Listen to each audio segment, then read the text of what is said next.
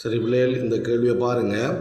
இந்த கேள்வி வட்டத்துக்கு வெளியில் இருக்கிற ஒரு புள்ளியிலிருந்து ஒரு கோணம் ஒன்று உள்ளுக்கு வருது. என்ன வட்டத்தில் மையத்தில் ஒரு வில் எதிரமைக்கிற கோணம் 110 பாகைன்னு தந்துருக்கிறாங்க. மற்றது இன்னொரு கோணம் 20 பாகைன்னு தந்திருக்காங்க. வட்டத்துக்கு வெளியில் அந்த வில் போய் எதிரமைக்கிற கோணம் 2x தந்திருக்கு. அதுலேருந்து எக்ஸை காண சொல்லியிருக்கு.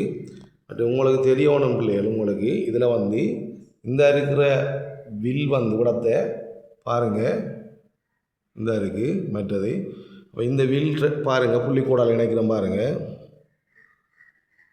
இப்படி இந்த புள்ளிக்கூடால் இணைக்கப்படுற இந்த வில் மையத்தில் எதிரமைக்கிற கோணம் 110 பாகை என்றால் அது பரிதியில் எதிரமைக்கிற கோணம் அதில் அரைப்பங்காக இருக்கும். அப்படி என்றால் இந்த கோணம் 55 பாகையாக இருக்கும். சரியா? அதில் அரைவாசியாக இருக்கும்.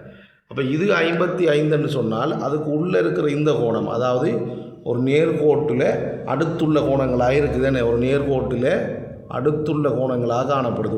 55 என்றால் மற்றது என்னென்னு கண்டுபிடிக்கலாம். எப்படி கண்டுபிடிக்கலாம்? 180 பாகையிலிருந்து கழிக்கணும். நாங்கள் 180 பாகையிலிருந்து 55 கழிக்கணும். நேர்கோட்டின் கூட்டுத்தொகை 180.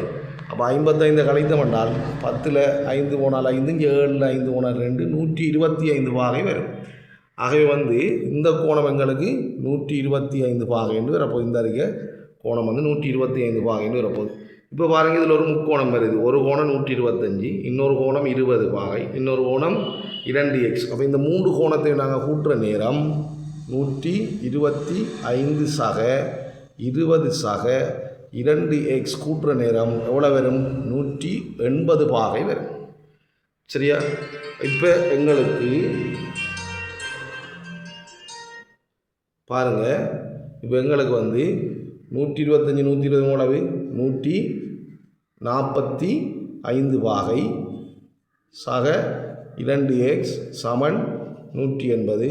ஆகவே 2x சமன் 180லிருந்து 145 கழிக்கிறோம். 10ல் 5 போனால் 5, 7ல் 4 போனால் 3, 1ல் 1 போயிடும். அப்போ 35. 2x சமன் 35. ஆகவே x சமன் 35 நீங்கள் 2ஆல் வகுத்து கொடுக்க வேண்டும்.